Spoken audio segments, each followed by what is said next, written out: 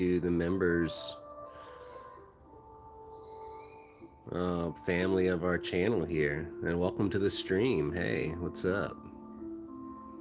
Happy Sunday morning to everyone. I'm just kind of hanging out for a while. I've got some consultations this afternoon for new ritual work and just straight up consultations. So I'll be doing those here at some point later today. I've been really feeling like majorly antisocial all weekend. It's been just kind of like,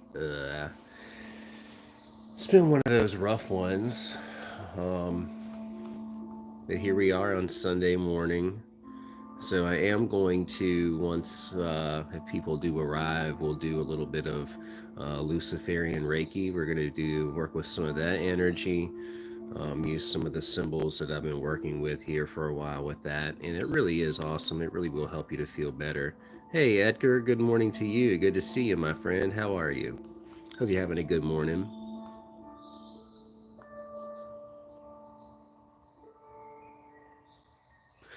I've been kind of easing into it.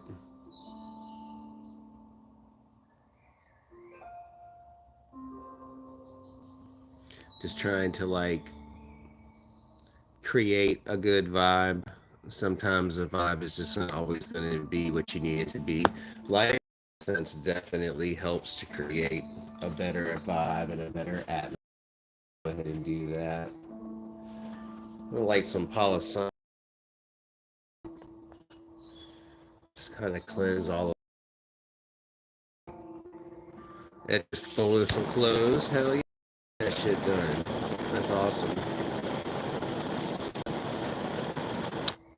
I've got a lot of things that I need to take care of today too. Folding clothes will be one of those things. I've got a bunch of stuff. Hopefully I'm going to be able to see my daughters. Jump on the trampoline and stuff like that. I'm just going to get some of this Pasanto in here for everybody. I'm going to get a Daizan going so that I can send that out to all of you.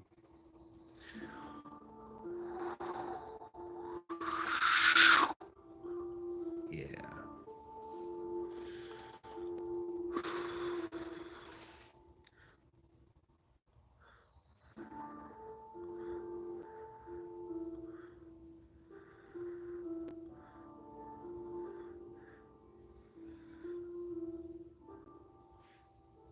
Yeah, absolutely. I hope that everyone has an amazing day today and that it gives you what you need to prepare you for what's coming this week, whatever that might be. Work or deadlines, dealing with people that you're uncertain of, like whatever the case may be, it's gonna go good. I certainly send my gratitude and blessings to everybody here. Hey Cthulhu, hey. Jose Munez, what's up? How you doing, my friend? Hey.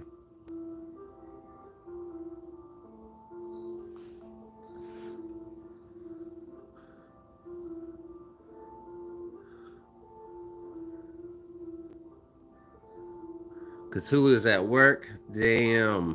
What are you doing at work? What are your responsibilities today?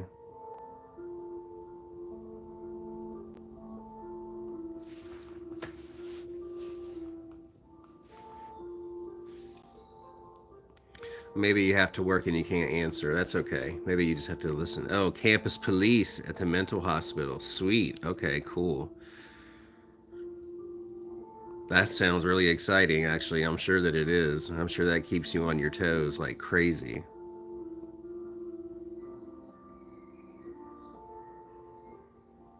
I wanted to be a firefighter at one time. I really wanted to do that, but it's kind of difficult to do, actually. Even if you volunteer first, it's hard to get into it. Hey, Francis, what's up? I'll be emailing you too. You're on my list of people that I need to contact, so I'll be contacting you as well. Happy Sunday to you too, Francis. Great to see you here.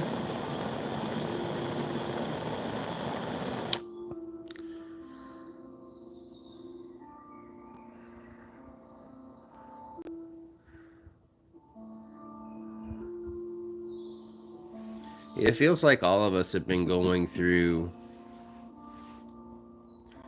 remnants of dark nights of the soul, new levels of awakening, and like, for me anyways, I've really been just kind of coming to like the realizations of like where I really truly find like value, like, or where I'm finding value in myself, or like where I'm placing it in other things. And it's like a fine line that you walk with that. I think that we all do, like in striving to find value within ourselves. Like a lot of us do place it in other things and kind of expect them to give us that understanding of value within ourselves. Like we kind of like put that on the things or on the people.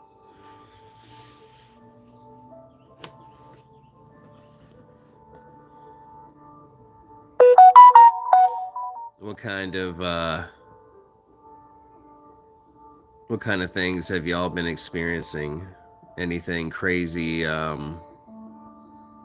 energetically? I've been definitely on a roller coaster lately. Just with the energy around the way that it is, like with all of the different planetary stuff, like it is just like, whoa, it's crazy. I can already feel this full moon um, that's coming up. I can feel the energy of that is like building and building. So that's probably going to be a crazy one. Um, I don't know about you all, but full moons don't always energize me. Sometimes they really zap me, and then also too, they can make me feel really crazy and insane. There's certainly something to be said for, about that. How it's kind of like a myth that people go crazy during full moons, or that people turn into werewolves and shapeshift and things like that. Um, I feel like it is very, very true.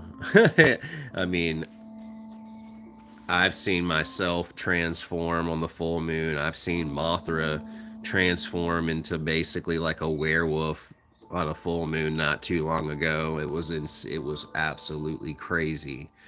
But typically, though, the full moons will zap the energy out of me, and I'd really try anymore to not schedule any major rituals around a full moon.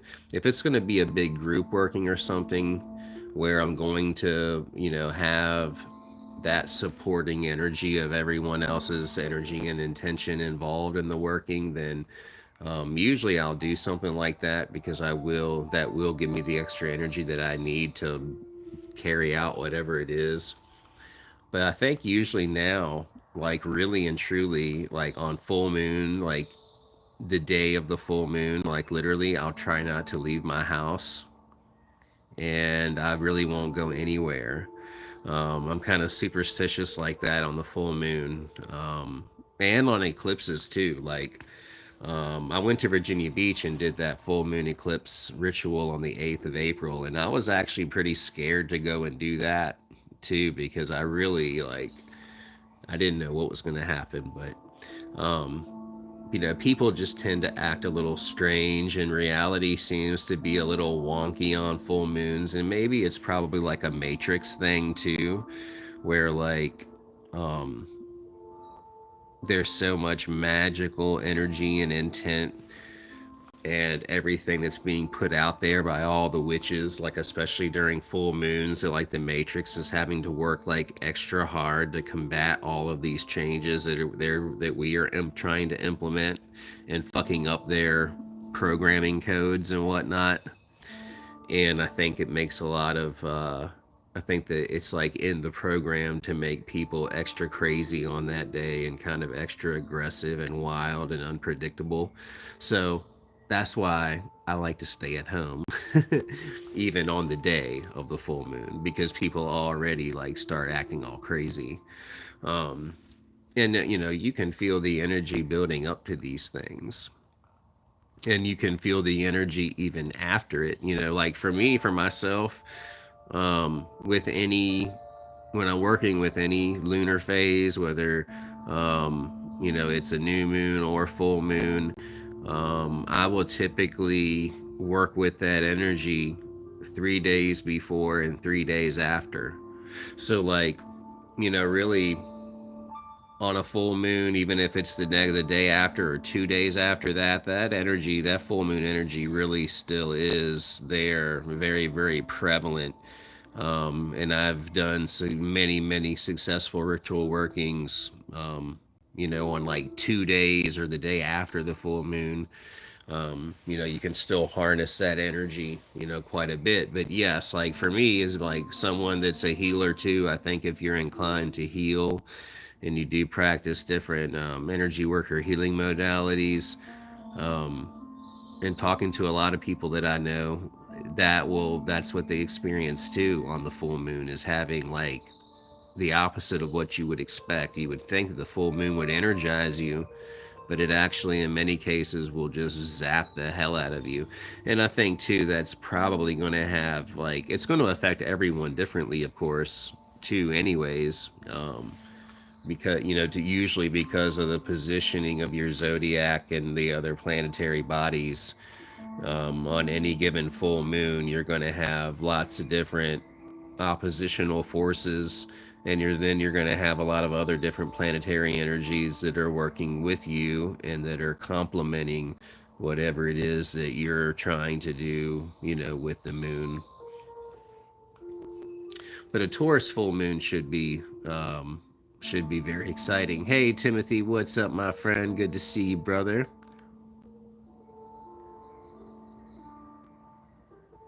Well, Catuli said every time I took LSD and stared at the mirror, I always see myself turn into Wolfman. Ha!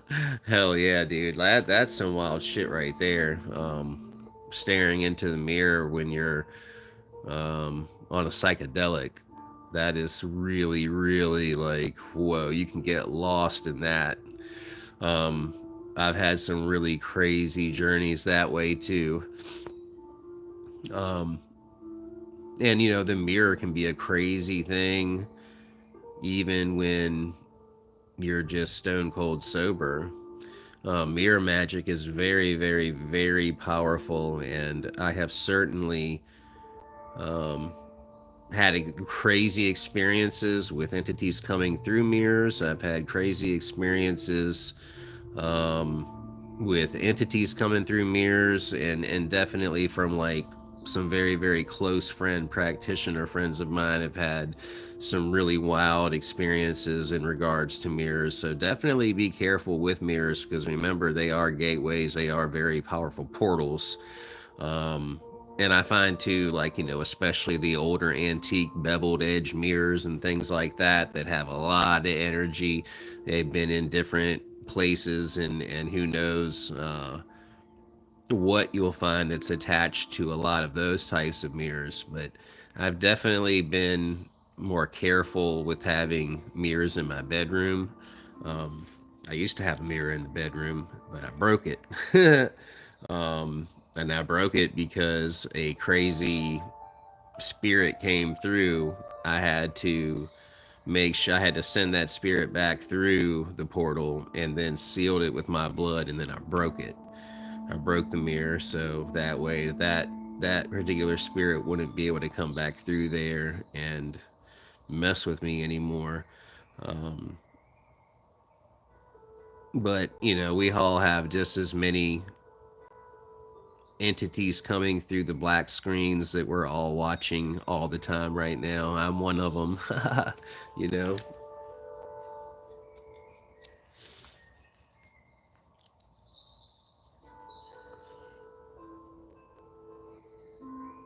Josie Muniz, Timothy said a full moon does tend to drain me also. Yeah, man, they really do. It's really wild. Um, I never paid much attention to it until, of course, um, I got into magic and things. But really, even like earlier on in my practice, I really just never put it together. I think usually like two, earlier on in your practice, things are so much different because you're so excited about everything all the time. And like, I still do get excited and I do still enjoy magic very much. But I will say that, like, like anything else, the novelty of it can wear off. As far as like the novelty of all of the things that you do, and that's when you'll find out whether or not it's something that's a true passion for you or not. And you're not always going to have that same level of excitement, of course. Those things do wane. But I think that, earlier on in my practice, I was always just so hyped up on those full moon nights that I just didn't realize or that I may be drained. But I think that now that I don't have that extra adrenaline that comes apart with it, that maybe now I realize like how tired it really does make me. Jose Muniz said, "What about keeping scrying mirrors in your room?" Yeah, I think that you can keep those mirrors in there. I mean, anything that you want to do, even if you kept a mirror in your bedroom, I would just have a black sheet or a covering that you can place over it when you're not actually using it as a mirror. The same thing with that scrying mirror. I would just have, like, usually for like those, I'll have like a big hand towel to lay over it, or I'll get like a fancy like cloth dinner napkin, something like that, like a red one or a black one, and just cover it with that, like that. What's up, Aranis? Ronnie said, "I have a TV in my room and a white entity hangs through it. I realized it was one of my thought forms, so I have him guard me." Hell yeah, that's cool. That's awesome. Yeah. Um, like I have like a glass, like one of those glass whiteboards right here. It's like a scrying mirror pretty much. And I've also made scrying mirrors too, black mirrors, by painting them.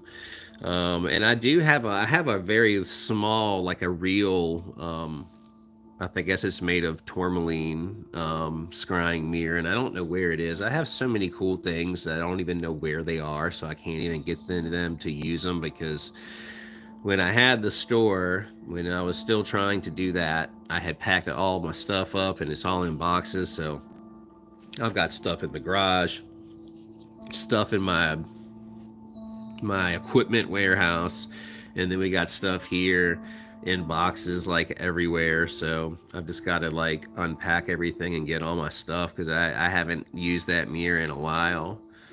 Yeah.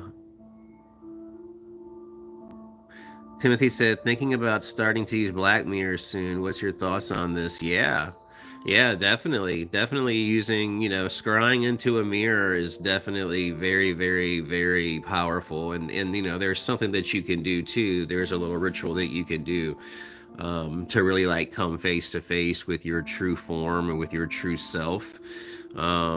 And that really just involves like having a white candle. It could be a black candle, but typically this would be a white candle.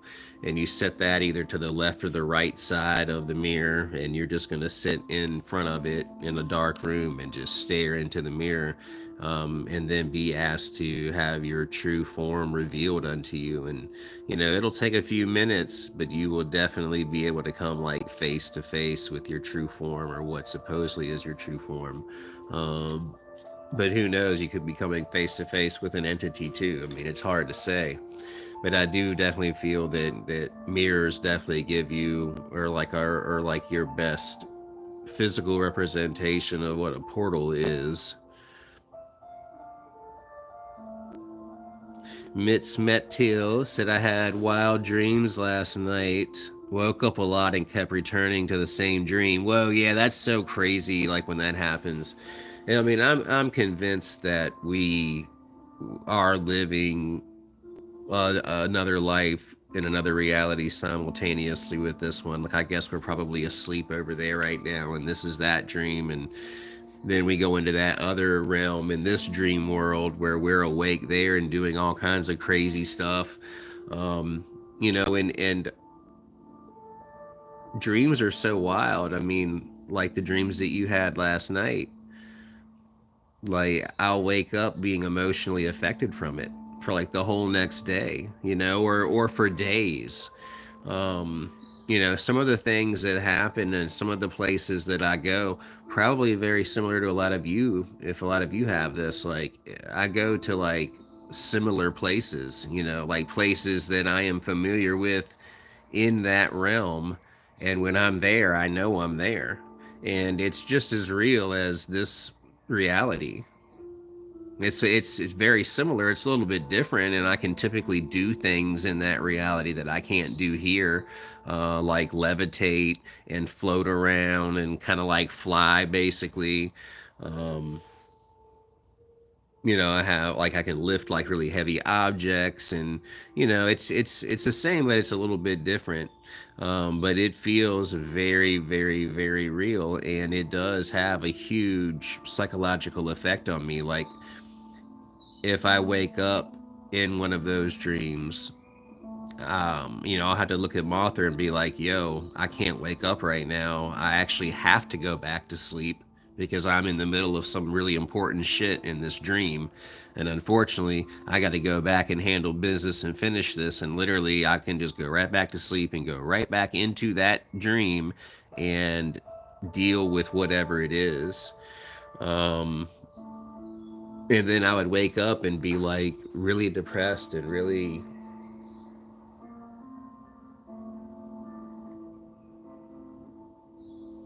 like messed up from it. Sorry, I thought I was hearing things.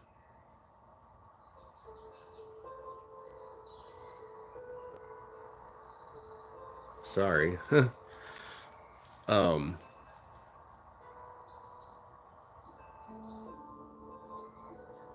but yeah, like I started sleeping a lot, and I started to kind of become obsessed with that dream world and like super concerned with what was happening there. Um, so there's definitely something to it. Well, Mitch said it was a battleground. Damn.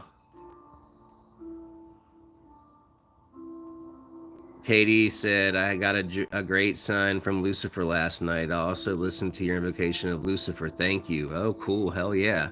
Yeah, there's two different versions on there. Like one of them, the audio only comes out of one side of your headphone, so that the other side is just silent, and then the other one's in stereo.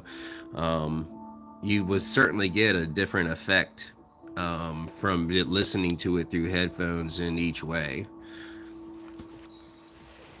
I guess the one is like mono and the other one is in stereo or something. If that's what it is.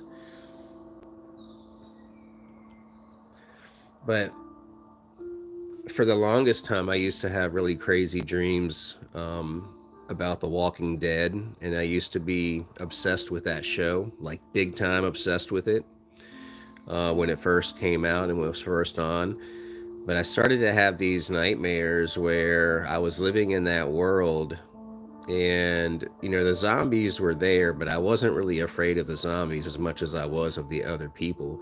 And in all of these dreams, I was like being conned and manipulated by other people. They were stealing things from me. I did have to run from zombies and shit sometimes, but mostly it was like me having to like protect all of my stuff and my things and my family from all of the other people that were still alive. And like I just started to realize like holy shit, like this show really is kind of giving you a glimpse of like what civilization would be like if some big event were to happen. Like if the grid were to go down, it would be The Walking Dead minus the zombies. um, I guess you'd still have people, zombified people that would be all crazy and fucked up and vicious and insane, like they would be zombie-ish. But it just got to be too much, and I just could not watch it anymore. Edgar said, JD, how long have you been in the occult? Like when you started studying and experimenting and then going into full-blown practitioner? I was like, I'm 44 now, and I was about like 31 or 32 when I got into it. Um, I would say that like I was interested in it my whole life, and like just interested in anything paranormal and any type of conspiracy theories. Um, I've always kind of been a person to like question everything and to never take, things at face value and that kind of stuff. Um, so I actually I got into this as a way to try to fix my life, my Christian life that I had at the time. Um, well, I wasn't a Christian actually. I was Catholic. Let me. Uh,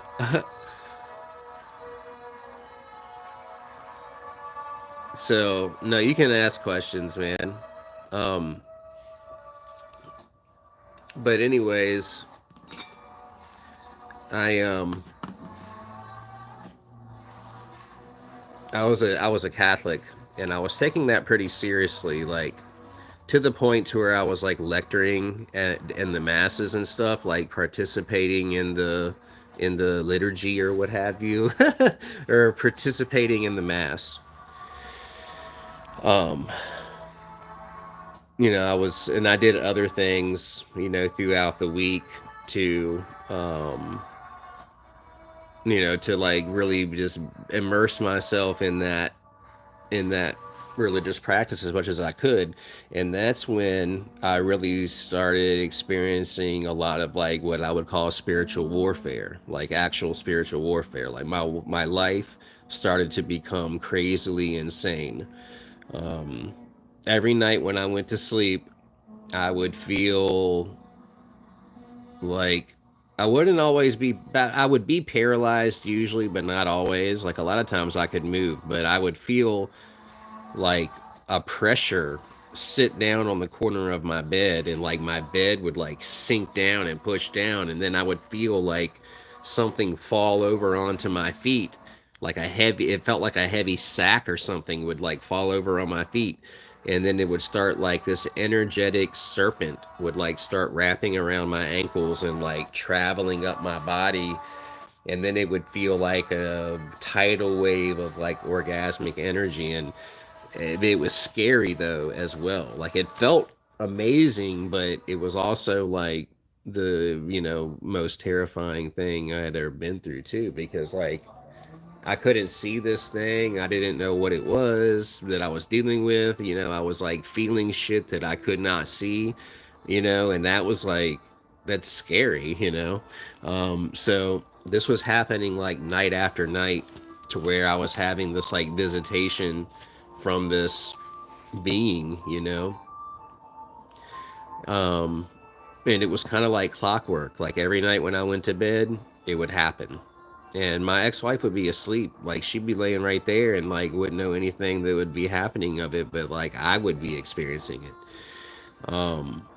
And so it just basically started to kind of consume and rule my life. It's like all I thought about all the time was like, is it going to happen tonight? Is that thing going to come and like get on top of me and like this crazy experience? Like, and while it wasn't bad, I would say, like, because like, the experience would like take your breath away. It was like a whole body orgasm. It was insane.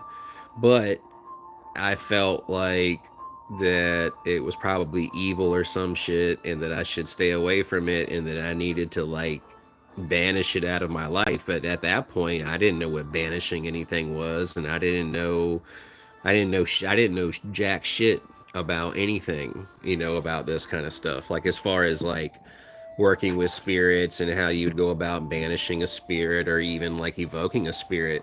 Um, I found though that like I actually was conjuring this succubus every night because I was trying to set a mood in many cases with my ex-wife to like in order to try to have sex with her that night. And so I would like light good smelling candles and I'd be lighting incense like on the mantle in the bedroom like every single night. And I didn't realize that like wow, like I was definitely like calling that spirit forth through my energy, through my lustful intentions that I had building up and building up, and then placing that offering of those candles and that incense. That definitely creates a frequency. It creates of that candle's flame creates a frequency that is suitable for thinning of the veil. And I was doing that not knowing it.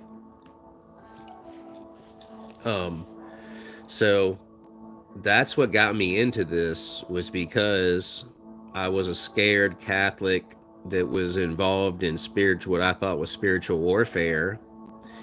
And so I did go to the church and I talked to the deacon there. He kind of runs all the shit there. And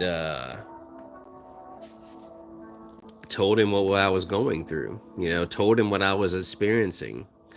And so I had a lot at this time too. It felt like I was under a possession because like after this entity, which it was a succubus, after this succubus had visited me like a handful of times, after it had happened like 6 or 7 or the 8th, 9th night in a row, I began to feel like I was possessed, like meaning like I could feel an energy shrouded or like enveloping my physical body, and it felt like, the best way I can describe it is it felt like an energetic spacesuit, like an energetic NASA spacesuit that was like an invisible spacesuit.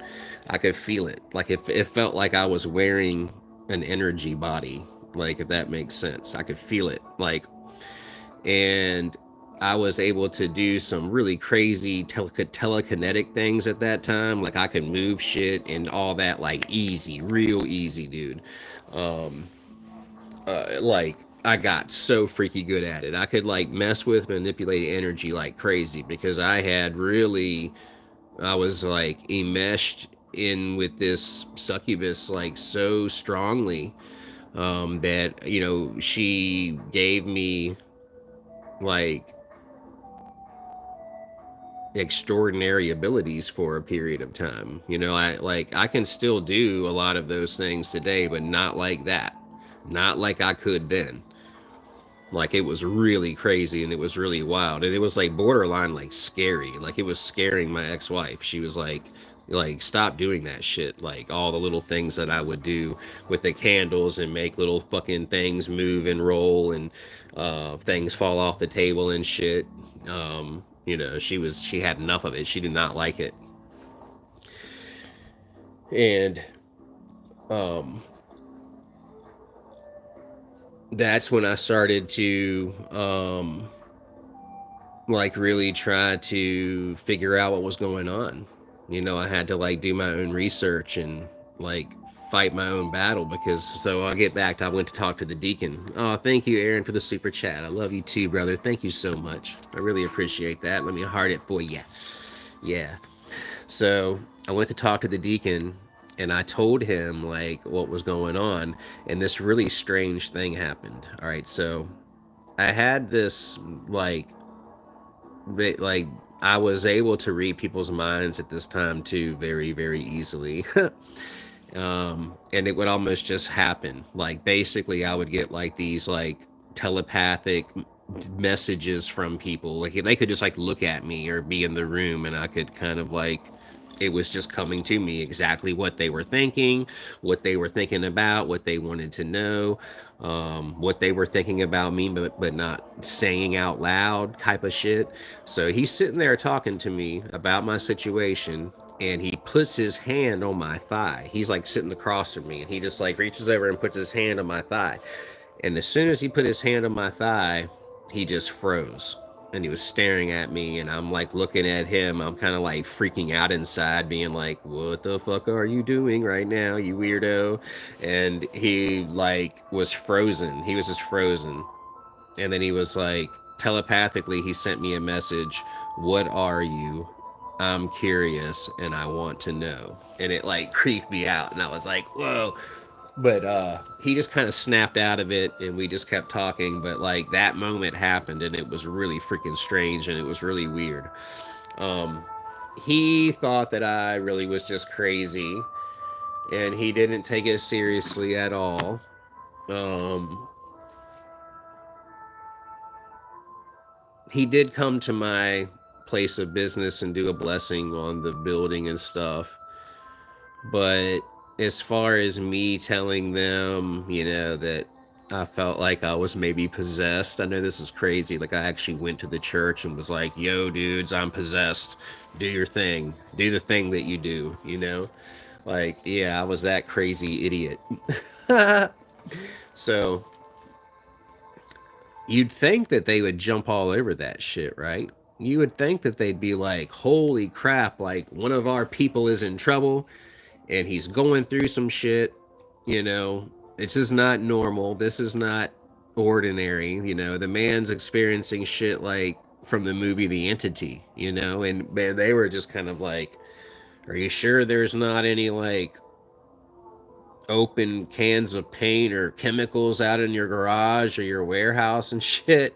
And I was like, no, dude, there's not anything like that. Like, it's a demons, it's spiritual entities, like, and I was trying to tell him, and my ex-wife during all this, she was just kind of like, what the fuck, like, you are crazy. And I am crazy. But man, holy shit.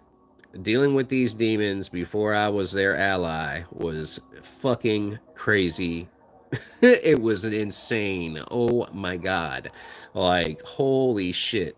Like, I'll tell you, man, like, the things that they do, like, before you, like, I would hate to, yeah, like, if that's some of the things that they, that's how they fuck with people when you curse people and stuff, and they kind of just make their lives like a waking, sleeping, 24-hour living hell of crazy paranormal shit and uncertainty, and keeping you in fight or flight, and keeping you anxious and all of that stuff. Like, holy shit, like, they were doing it all. And I really, thank you so much, Aaron, for the super chat, dude. I appreciate it. Edgar said, you weren't crazy, JD. I was like that too. Okay, so you understand, man. You've been through it. And people do think that you are just absolutely nuts. But when you have these types of experiences where, yeah, it's not normal, it's not ordinary, but there is so many things, supernatural things that happen in this realm every single day.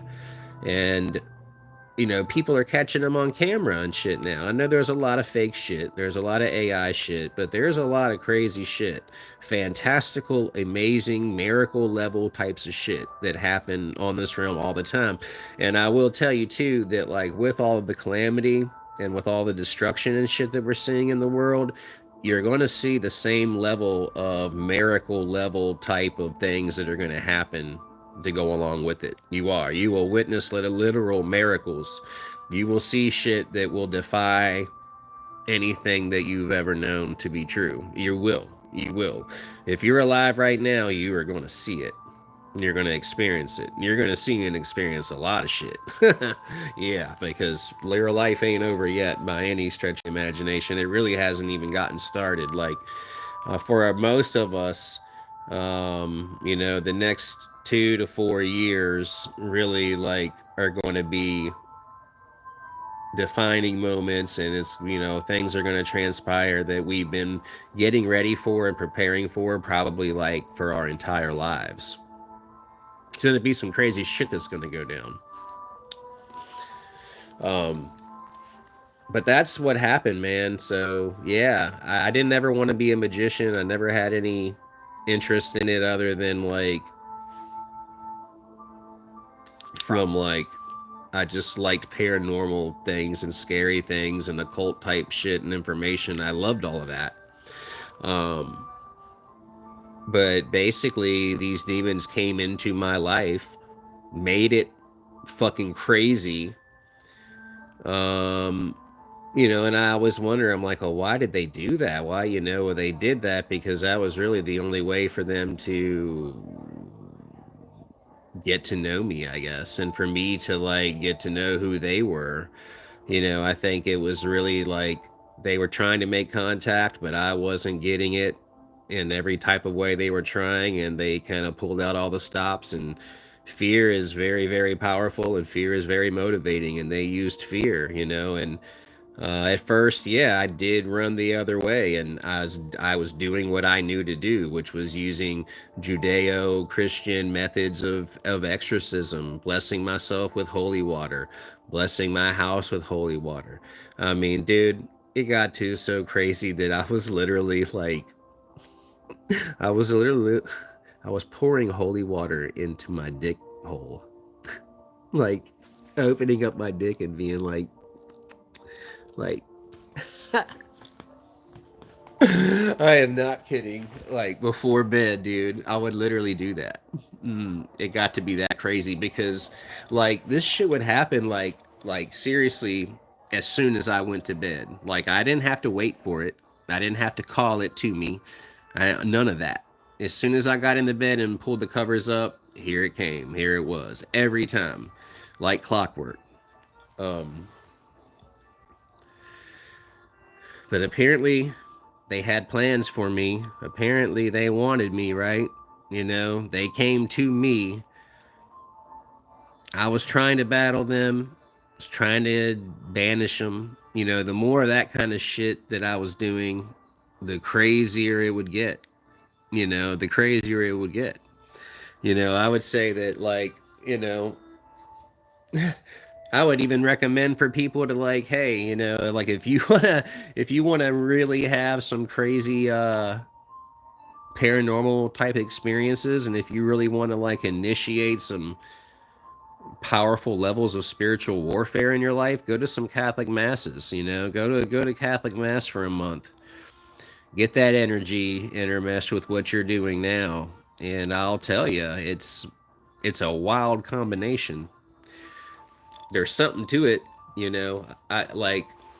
I'll tell you, like, I had some of like the craziest, most powerful and profound spiritual and paranormal experiences when I was still a Catholic, but like dabbling in this, not because I wanted to be dabbling, but dabbling nonetheless, dabbling because I like needed to learn. But I guess that was kind of like their trial by fire, right? They were going to teach me from the beginning, kind of like how to be a witch before I ever even read any books or knew anything or had seen any videos, or anything like that. I was injected into the situations with them, and I was just trying to like figure things out with the tools that I had access to, and I knew there was a crystal store down the street, a little rock shop, and I went down there.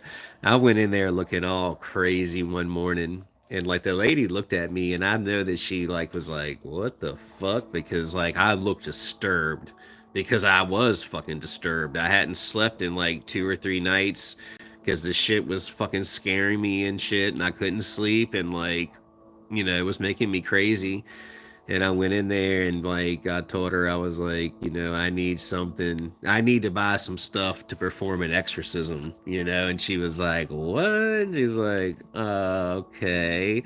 And I just said, I've been dealing with some really crazy spirits or something at my house, and like she gave me some pieces of black tourmaline, and she went and made me like a little mojo bag, like a little satchel. She put some different herbs and shit in there, some different protection herbs and stuff, and she told me to like hang it around the doorknob of my bedroom. um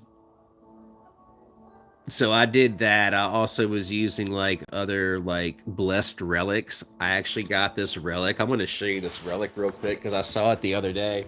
This is kind of crazy. Takes me back to that time.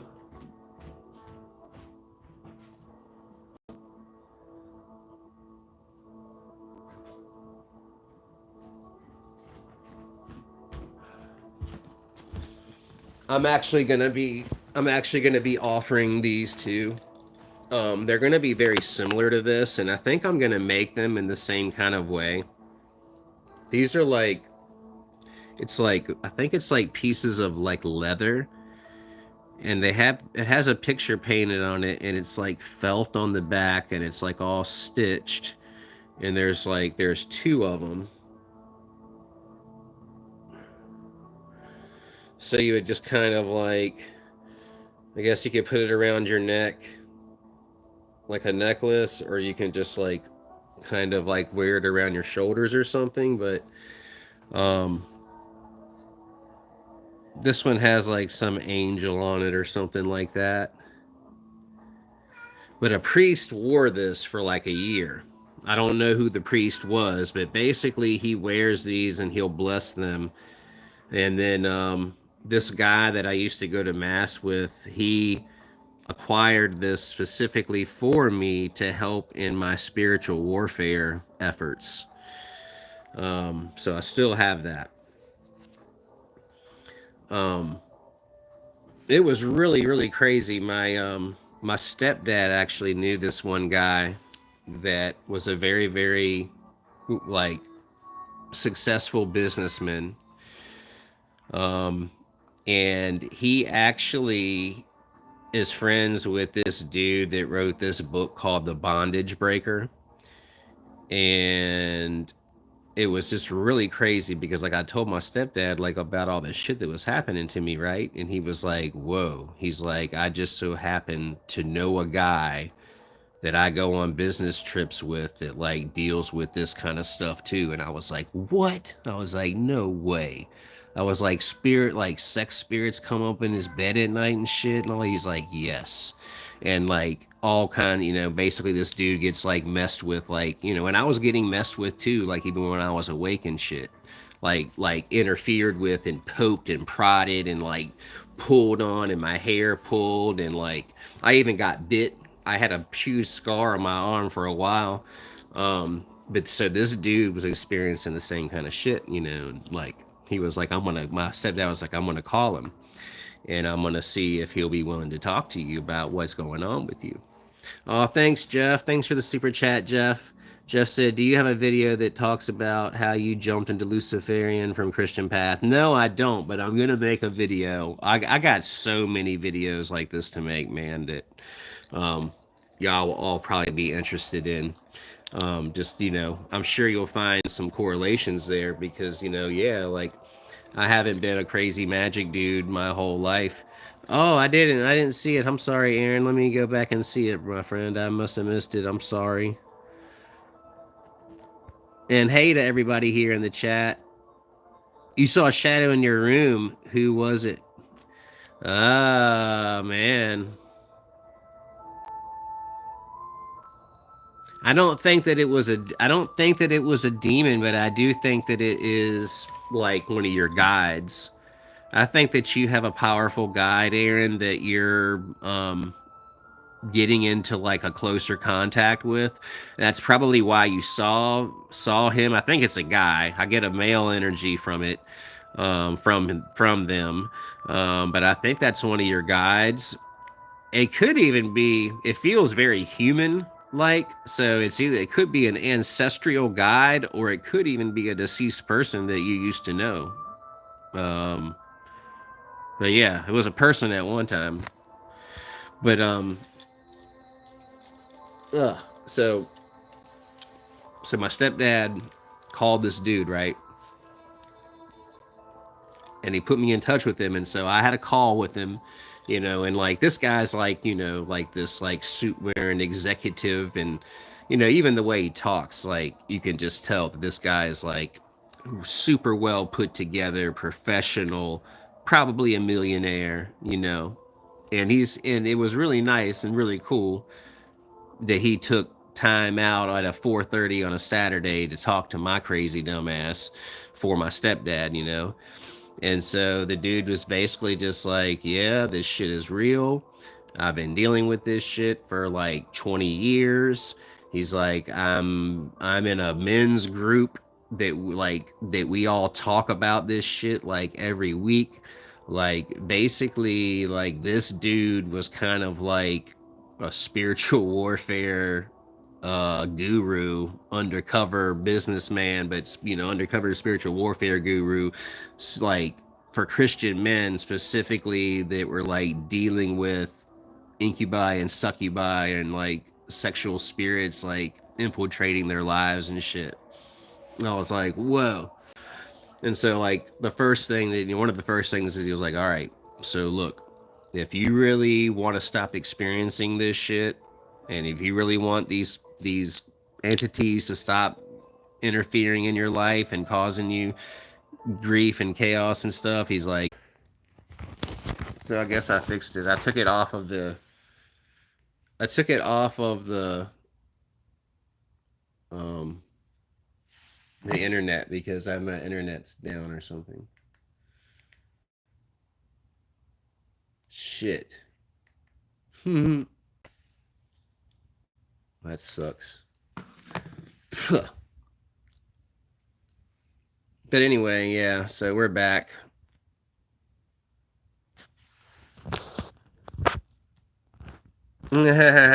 Johnny said, I'll spark a J for y'all. Hell yeah.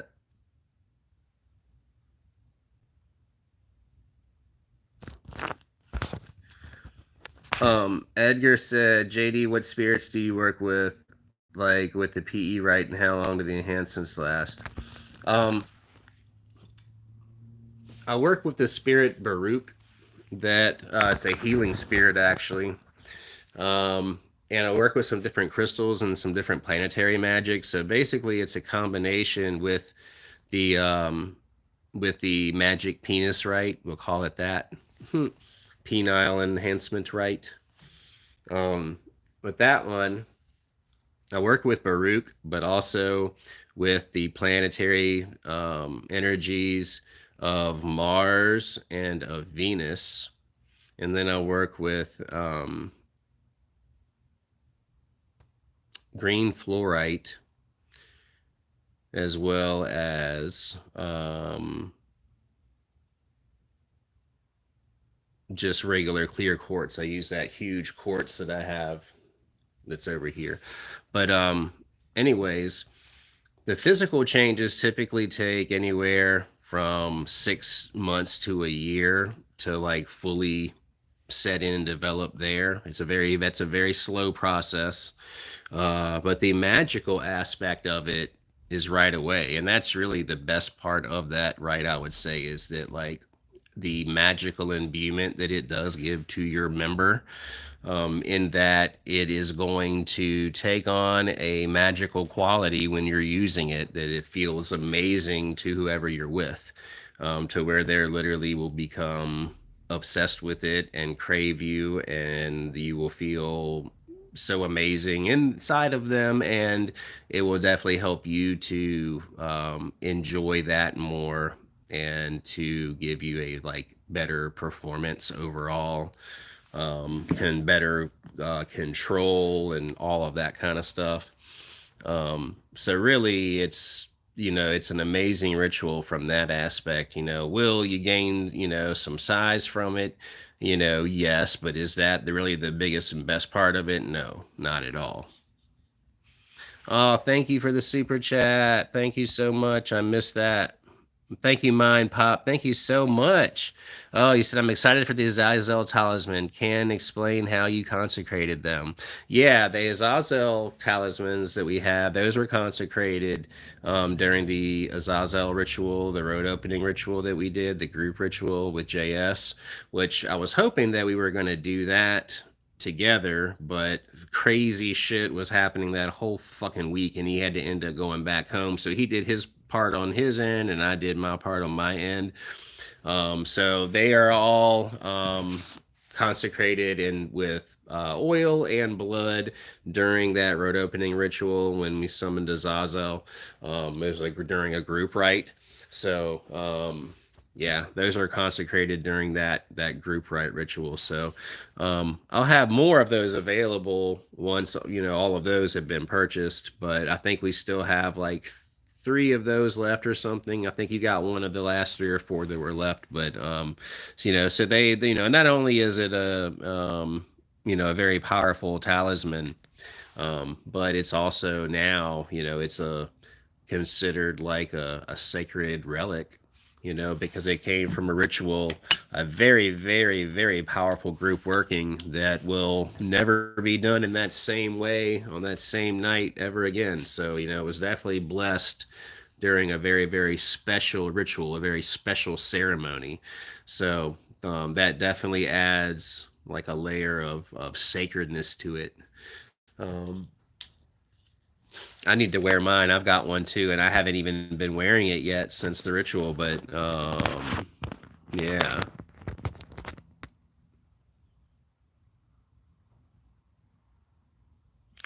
Aaron was saying I felt like someone in your past worked with Azazel too. That's why I feel so close with him, and I'm grateful. Oh yeah, dude, that's so possible.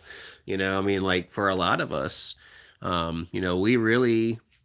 we really don't know a lot about our ancestors. I mean, I don't really know a lot about any of my family or ancestors, not that much, but it's hard to say like who was working with these spirits from your family, from your lineage. I am sure that many of our ancestors were working with some of the same energies, some of the same demons, some of the same deities, and it could be, a lot of their guiding hand that did lead us to our path. The way that I was put on this path is a very unorthodox way and a very crazy way.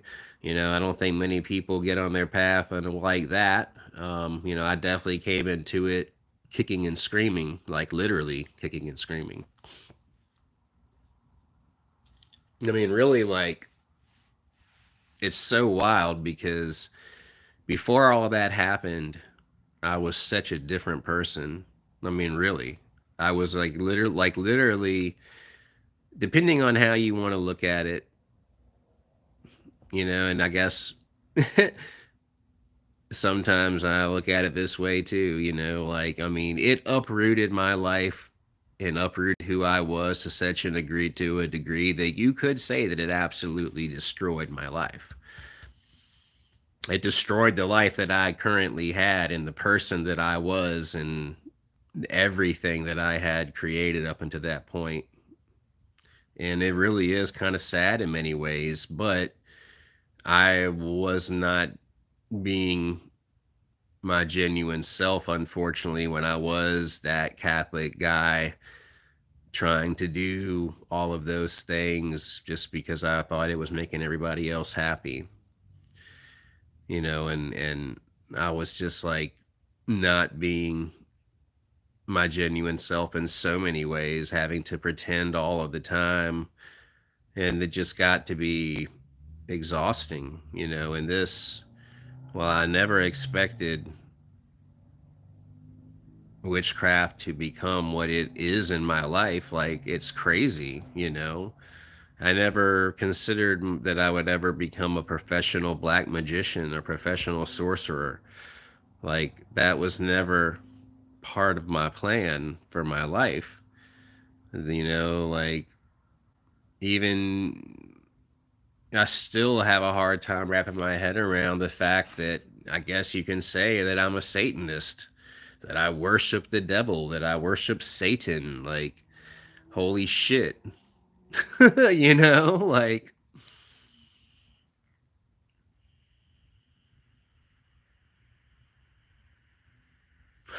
I really never pictured this would happen. And like, it's just so weird. The longer that you practice, the longer you're in this on this crazy path, like how much it morphs and changes. And like what my view on what I thought witchcraft and sorcery and black magic was versus what it really is and what I know it is now, like, whoa, like, yeah, it's so different, right? the preconceived notions that people have relating to this shit is just crazy. And when you don't know, you don't know, and like the only thing that you can base it on is like what you read in books in Hollywood, really. And while there are some correlations there for sure, it's so different, man. I mean, wow. I will definitely say, man, that like, oh, thank you, Aaron, for the super chat, my friend. He said, I feel like Azazel is visiting me soon. I'm excited. Yeah, dude, you keep doing that work, man. You keep like, you keep making those offerings, and like staying consistent like you are. Like, absolutely, man. Absolutely. That's what it takes. What you're doing, that consistency. Um, but yeah, I mean, like, I would, this is something too that I want to say for everyone. Like, magic is wacky, wacky in the fact that it can make your life a little wacky, and it can be making you think some crazy shit. And, I am definitely not the most stable person in the world. I'll tell you that right now. I'm not. And I used to be more, so but like, now like I'm just not, and magic will definitely, it look, it can help you in many, many ways, and it does. It's very helpful, but it can certainly make you a little crazy too. So be careful, because you are messing with reality, like you got to be careful. It's just like doing drugs or anything else. If you want to do some drugs, you got to be careful, right? And it's kind of like the same thing with this. I mean, even if you are careful, and even if you do everything right, like, and even if the spell or the ritual or whatever you did works the way you wanted it to, and everything is great, it's still crazy, because you're going to be going, what the fuck? That is nuts. Like, holy shit, that did that, and that caused that, and this has happened now because of that. Like, holy shit. And like, just the way that you began to open your third eye and see through the illusion of everything and everyone, that's a little hard too. Um, it's not easy to be an awakened person. Like, this world will definitely show you. It will definitely show you. But usually, like, what you're going to be seeing is not what you expect to see. And it's probably not going to be very pleasant. Like, this world is beautiful, but this world is dark, It's got a very dark underbelly. And like, for a lot of people, they really still don't truly understand and appreciate that sentiment fully. And when they do have an experience to where they really do have a better idea of just how dark it truly is, it's like, holy shit, man. Like, wow. Like, what are we dealing with here? Because, like, just remember, for a lot of y'all, like, in this, I guess I'm talking to the newer people out here that haven't been doing this very, very long. Like, there's like a degree of psychological protection and emotional protection that you have automatically built in to your psyche, due to the fact of like your programming as a child and your indoctrination as a child, telling you all of those biblical stories and teaching you those different teachings of Jesus and what have you, and all of this and that. And you just, you build a foundation on how you think things work and how they're going to be, and the whole heaven and hell dichotomy and all that stuff, like, ingrained in you. Even if you're not a religious person, you still kind of had that in there a little bit, to where you're like, okay, like this is the way that it is. But, once you get into witchcraft like this, like you got to strip all of that away. All of that's got to be gone out of there. And when it doesn't have to be, but you will see that it will just be removed, because then you begin to see the truth of the illusion that's being presented, and you don't have that little safety net of religion anymore to protect you, that you may not have really given two shits about before, but now maybe it becomes a little important. Like for a lot of people, they get into witchcraft and it opens their eyes so much and it scares them so much that they run right back into the arms of religion, because like this is just a lot. It's a lot. It is. It is a lot. Thank you, Mind Pop, for the super chat. Do I have any tips or advice on working with Azazel? Working with Azazel, definitely being consistent, and also I would say like like preparatory immersion before your ritual work with him is a good thing. Definitely goes a long way with him. So like with him, I would like definitely make it like very dark and emo-y and like emotional, but kind of like, beautiful, but with like a dark gothic edge, where it's kind of like a beautiful melancholy energy. Kind of build an ambiance in the ritual chamber like that, and begin to give him offerings, um, of maybe some like red wine, candles and incense, meditating upon his sigil for days and days prior to actually, a full evocation. Um, that and like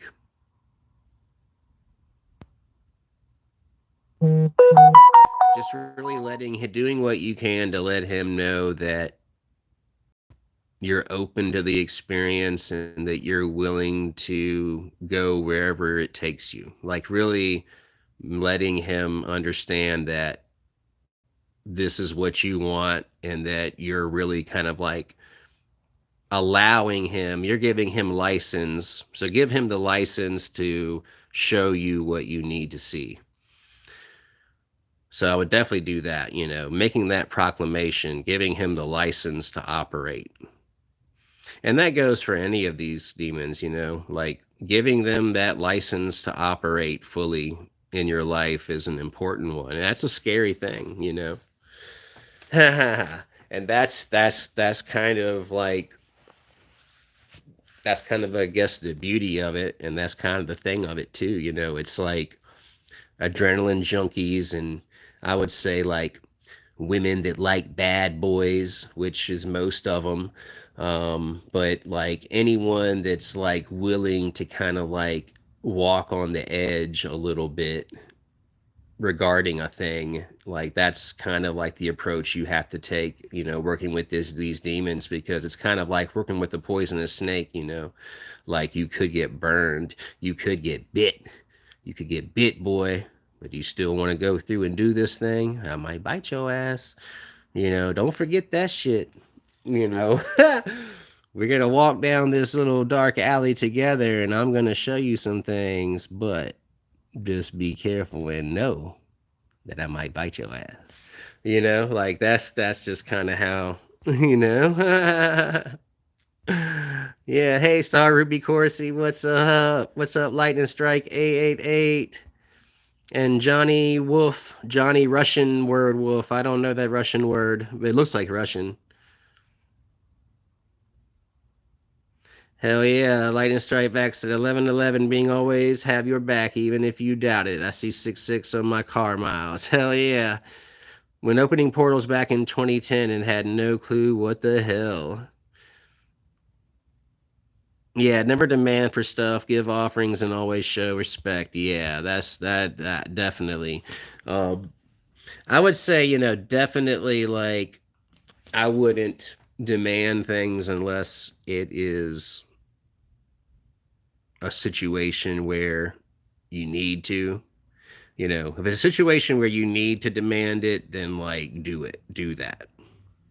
Um, but yeah, other than that, definitely, be respectful. And even if you're demanding it, you're going to do it with respect, but it's going to be more with just demanding with certainty, you know, kind but firm. Hmm.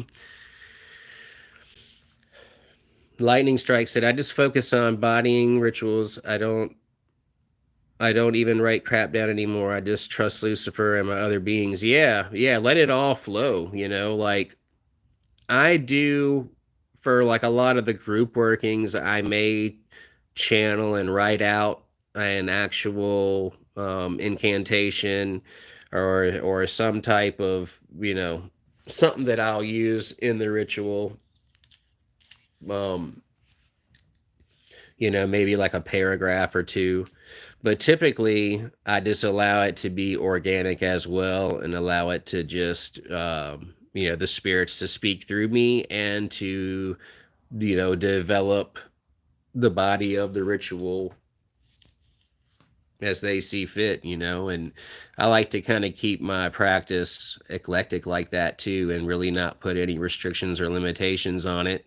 Um, having fun with it and really just having a real true comfort and feel for how you perform your rituals and how you call these spirits. Everybody has their own ways that they do things. I mean, there's definitely a protocol that you can follow. And I definitely recommend, following, protocols as far as, when you're performing an evocation with a spirit. I mean, do I always use an actual physical circle? No. I can lay a circle out energetically and visualize a circle and create a circle, right there just as easily. Um, but I do think the more that you add into the ritual, the more time and care that you put into it, the more beautiful you make it, the more of an ambiance that you're able to bring. I just think that definitely, that, in and of itself is just a huge sign of respect for the spirit. I think it goes a long way with them, and like I kind of approach it and treat it like really the same way that I would approach and treat like my relationship with Mothra, with my beautiful girlfriend. Like I definitely, I want to look nice. I'm going to make the area that we're going to perform the ritual in nice. I'm going to add some extra little time and care and pay attention to some of the little finer details. I'm, really like thinking and knowing, really knowing, that spirit will take notice to all of those little things, all of those little fine touches, all of those little extra thoughts that mean something.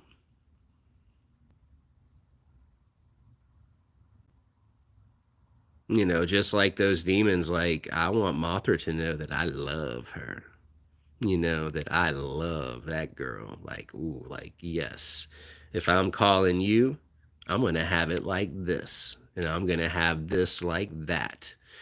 And this is even going to be in this nice little way, just like you like. You know, kind of take that approach of like, they are your VIP and you do want to impress them and hey, you want to please them. They're going to be doing great things for you. You want to please them as well. Tantalize all of their senses, like give them a very nice little human experience here in this realm, one that is very pleasing in every, tantalizing every sense. When they come down here and commune with us, they get that whole real human experience. They get to utilize their senses in ways that they don't when they're not on Earth. They love that. They love to come and live through us and commune with us and hang out here on Earth doing what we do like we do it.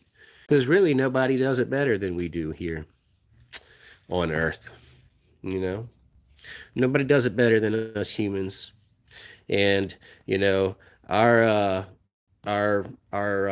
witchcraft. That's the way that we welcome them in. That's the way that the veil is lifted and the two dimensions overlap, and they're able to come on in and like have a cup of tea, give us some information or some divine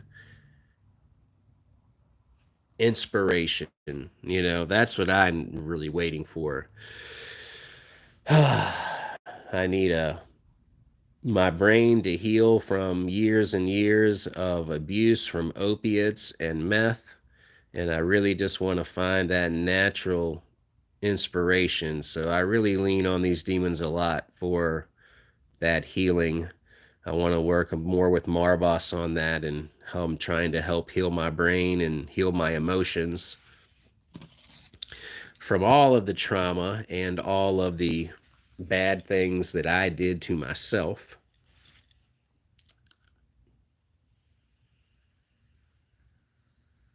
Lightning Strike said, "What were you saying in the past? Heaven and hell are psychics, places, darkness, and a door of some sort between the realms?" I don't know. Shit. I don't really know. I'm still trying to figure it all out. I wouldn't doubt if, I kind of feel like that we are already in hell in many senses. This is not easy. Earth is hard. Earth is hell. I think that we are already in a realm of hell. Yeah. But you can still shine, you can still shine bright even down here. Hmm.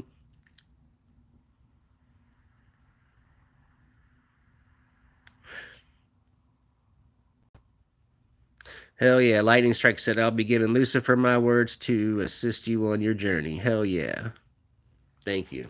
I appreciate that. Our words are powerful. Definitely. Um, that's something, being very specific in your ritual work. If there is something that is important, whatever the situation is, being specific about the details of what you need to happen. And also too, remembering, Mothra is really great about this.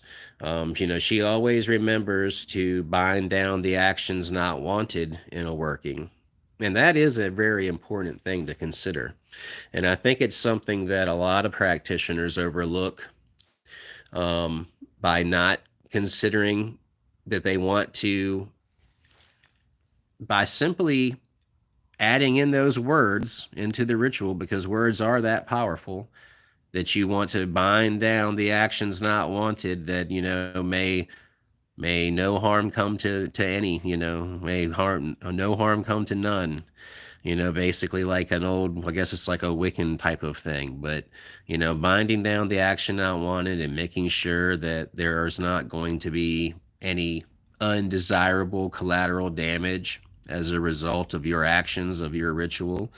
Because hey, it would be nice to get $50,000, but it would really suck if your grandfather that you love so much died in order for you to get it. When it could have came a different way, but making sure that you bind down the action not wanted in that working. Just a little safeguard in there. I think that's a good thing because man, I tell you, you are powerful as fuck, and you literally do create reality, and the words that come out of your mouth mean something. And when you ask the universe for certain things and they're ready to deliver it to you, they will. And they're going to, like electricity, they're going to go down the path of least resistance, and something that you may not want to happen might happen, or someone that you may not want to be affected may be affected. And so just make sure that you put that safeguard in place, and then you really don't have to worry about that as much.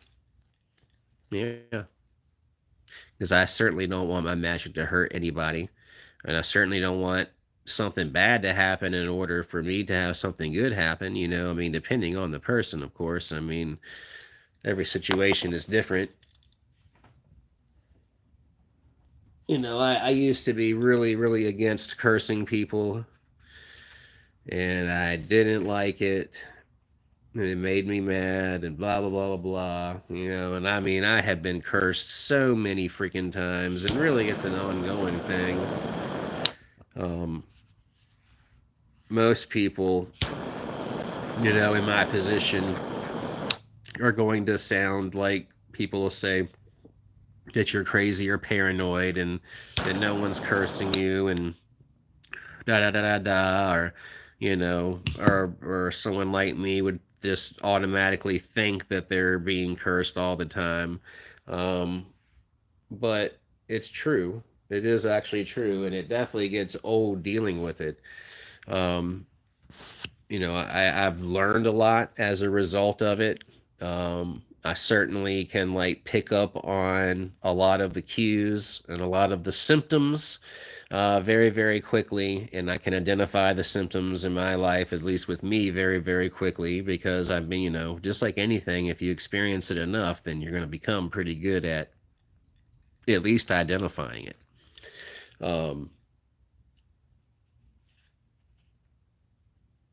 when your energy starts to feel off, especially when the cravings start to kick up, um, to where really it's like you just start to have a craving for any drug and anything, and that really like nothing, but even any of those things would not satiate the feeding of this bottomless pit of despair and desperation that you can become when you're being worked on like that.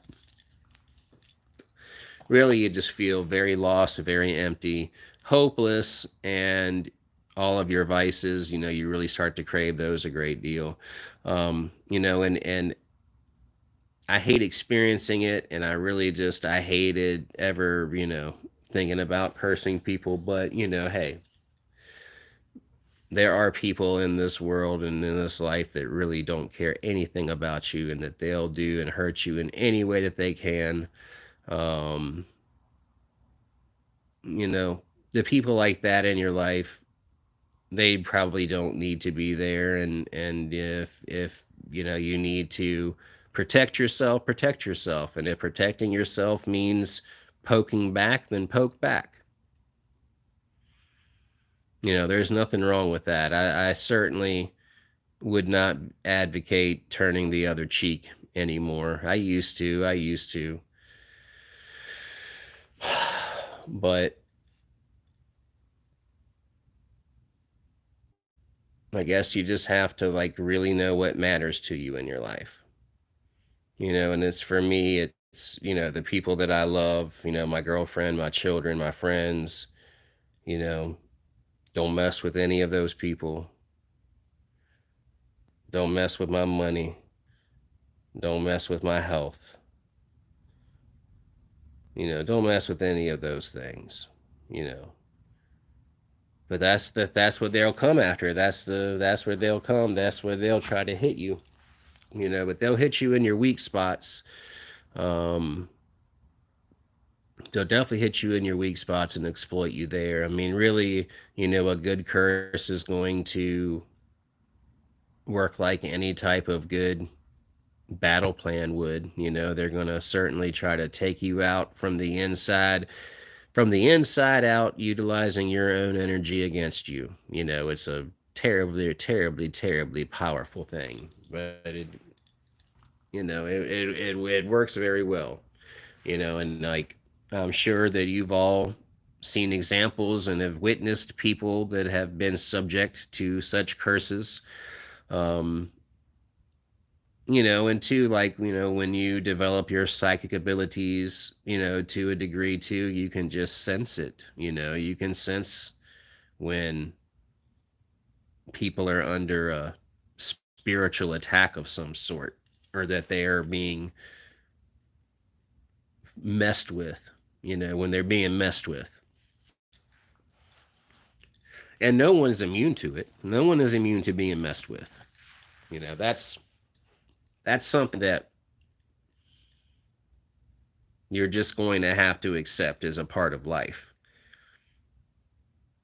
And you'll learn, and it's just like anything else. It's just like another thing that you have to maintenance in your life, just like you got to put oil in the car and whatnot. So, not a big deal, but I do get tired of dealing with it.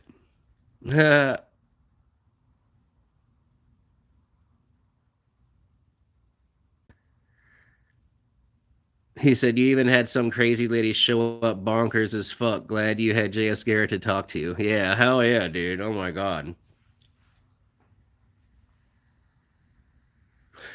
I was in the middle of doing a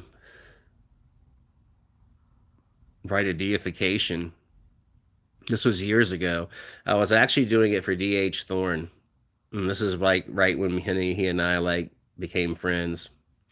And it's like 4 o'clock in the morning, and I got the freaking fire going. I got the ritual space all set up and everything, and I'm performing animal sacrifice on this night. I did quite a few on that evening for other people as well. And I'm getting ready to sacrifice the chicken, and this freaking lady had pulled over her car, and she's walking up in my yard going, "Are you okay? Are you okay?" Like, she was blitzed out of her mind on some kind of drugs, and she thought my house was actually on fire. And I just had a fire going out in the fire pit. My house wasn't on fire, and I was okay. But she was like all up in my business and all up in my ritual, and she tried to hijack it. No, I mean, she was trying to be nice. She was worried. She was just high as hell. But that was pretty crazy. Yeah, you can come to expect anything when you're performing these rituals. Anything can happen. Crazy shit can and will happen. Um, record what you do. Record your rituals.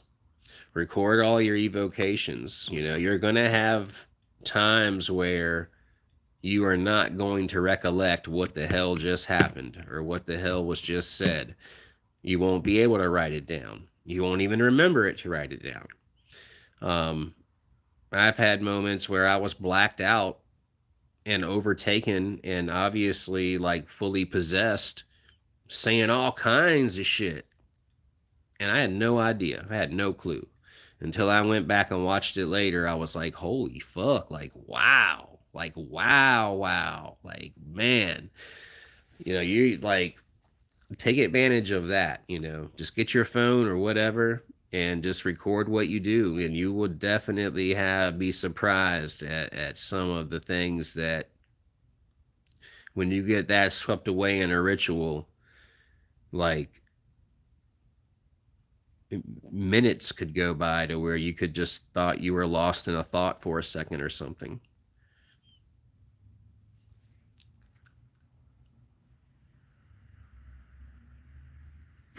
Oh yeah, I had a fucking almost died one night too. This was crazy, man.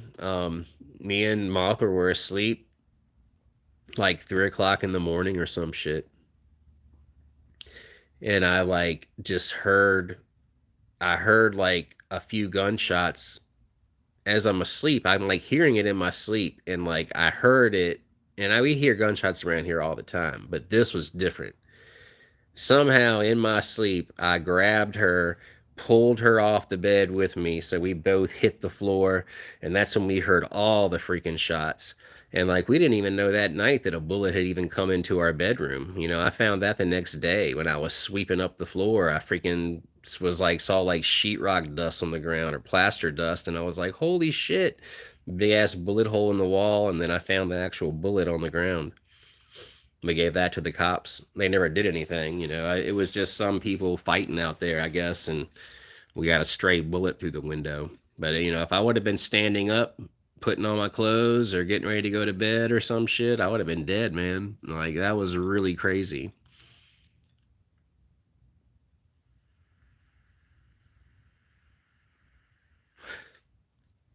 Wow, that's a really neat idea too. Lightning Strike 888 said, JD, I recommend speaking to your phone in tongues.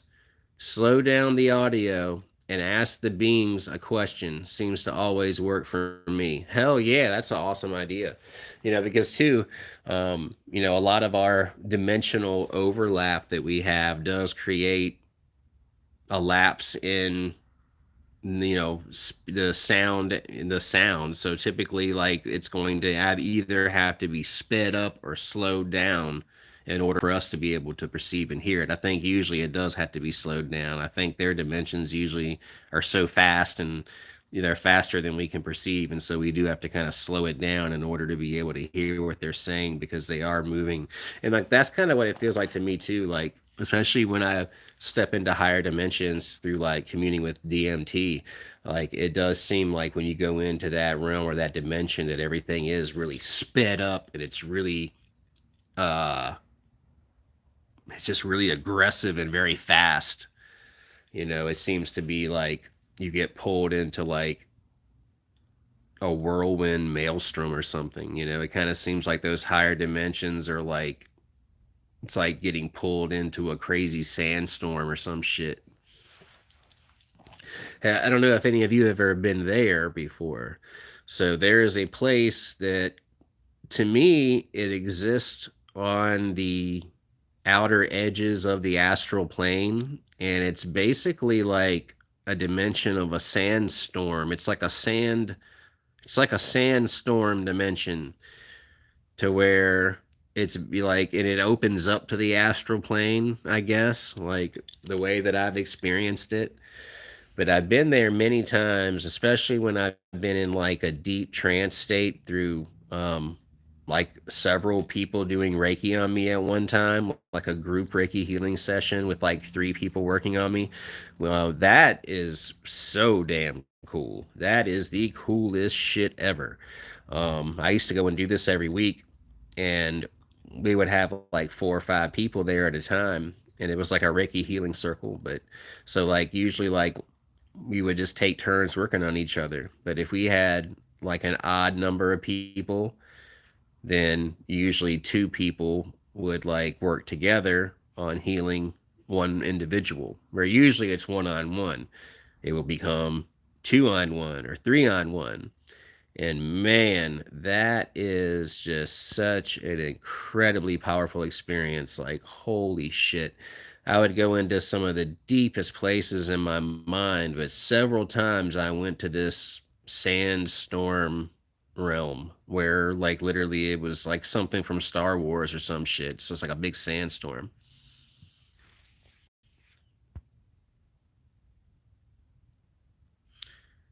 Hey, Rokion. Lightning Strike said they will speak through you. Remember that. Yeah, absolutely. Yeah, definitely. Lightning Strike, I've been in one realm kind of like that, but in a sandy beach, beautiful black sky, and a black ocean. See these huge bugs that are beings called napalm bugs, and they start crashing into the trees behind us. Whoa. Weird. All right, Aaron. See you later, dude. Have a good day, my friend. Rokion said, I've had a dream where I was in a sandstorm like place, like a desert realm. Yeah, that's basically, yeah, it's like a desert realm. Um, and it's just really weird because it's like so chaotic, because it's like you can't really hear anything. The sand is just going all over the fucking place. You can't see like 2 inches in front of your face. Um, it's just absolute chaos. But it's kind of like a door will open, and then you're in the astral plane, or either you're back into this reality here. Um, I guess it's just one of those in between places, or like the upside down, basically some shit like that, I guess. But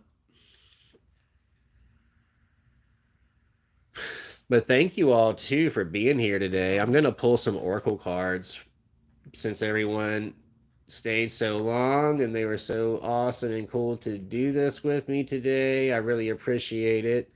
Everybody's helped me to feel a lot better today, giving me some energy. So I'm also going to give you guys a gift right back. I'm going to use and invoke some of the Luciferian Reiki symbols that I've been developing and working on for the past few years here, and send you some of that energy. And then also pull an oracle card.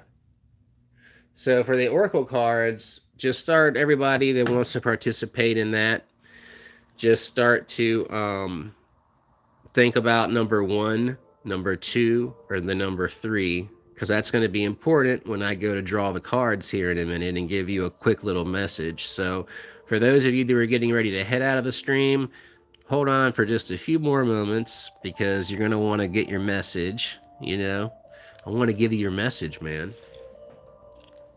And also, before I do that, we're going to send you some of this Luciferian Reiki energy.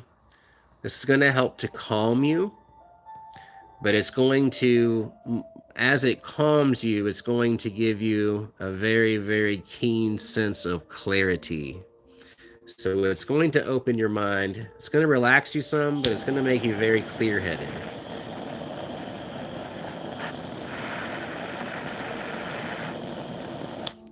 So we're going to get into that real quick before we pull these cards.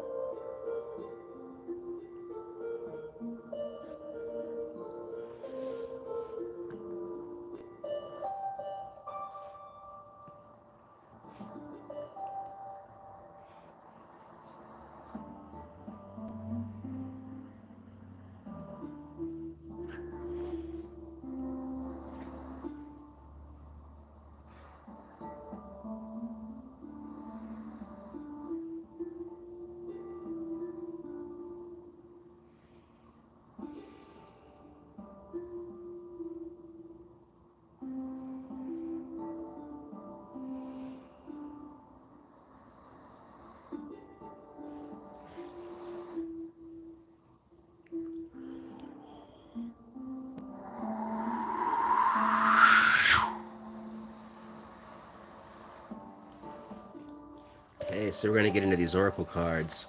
So for everyone, hey F Kitty, hey Mystic Sigils, hey Star Ruby Corsae, hell yeah.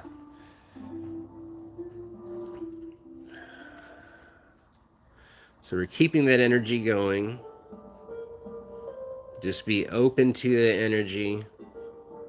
Just feel that coming in. You'll feel that ease, you'll feel that sense of calmness, and then you'll get that clarity. You may feel a few other things. Everyone's going to experience the energy a little bit differently, but ultimately, it's going to be delicious. So this is for everybody that's chosen pile number 1. Pile number 1, we're going to pull a card for you. So, Ascended Master Oracle, for everyone that chose pile number 1, please deliver unto them a true and accurate message, one that is relevant and one that will help to improve their lives and help them be happy, prosperous. So mote it be. Wow. So Lucifer coming in with the Lu card and talking about persistence. So definitely for all of you that chose pile number one, know that Lucifer is by your side. He may not be like all out in your face, but he is on the sidelines watching, and he's letting you know, sending you that message right now to be persistent, to like keep the pedal to the metal, to keep the heat under the pan, keep your finger on the pulse on whatever it is that you're working on in your life. Being persistent right now, specifically right now before this full moon, this Taurus full moon, being persistent is going to pay off for you big time. So now is not the time to relax or to chill out on it. Now is the time to go after it. So whatever it is that you need to be going after, if you've been like somewhat complacent or a little bit passive, like now is the time to become involved directly, to set your sights on it and to execute a plan. Yeah. We're going to get into piles number two now.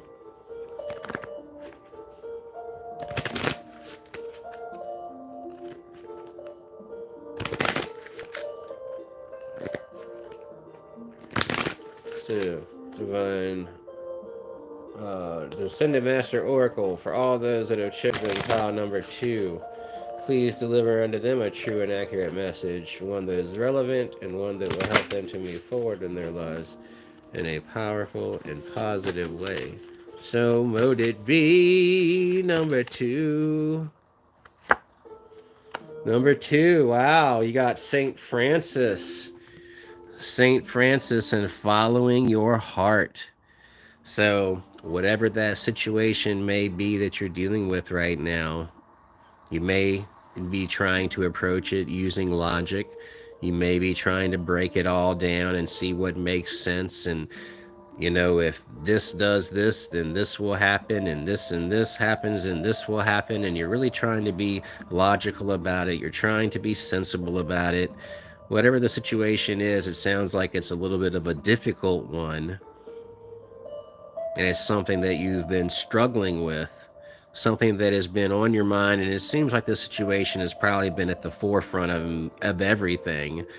And it's a very important situation. It's a very important thing to you. And whatever that is, whatever that situation is, or whatever that thing is, follow your heart. So follow your heart, trust your gut, trust your intuition. Like whatever feels right in this situation is right. And it may not make logical sense. And you've probably been like battling in your mind, like trying to like prove to yourself every which way that this will not work. But in your heart, you know that it's right, and you know that it will. You don't need to run from it. You don't need to convince yourself of every fucking reason in the world why it's not going to be what you want it to be. It is. It already is. It already is what you want and need it to be. So just go take it and go do it. All right, so number three. What's up, Johnny Beowulf? Peace to you and Everardo and Umbra Souls. Hell yeah. Number three. We got number three. So Divine Master's Oracle, Ascended Master's Oracle, for everyone that chose a pile number three, please deliver unto them a true and accurate message, one that is relevant in their lives, and one that will help them to move forward in a positive and powerful way. So mote it be.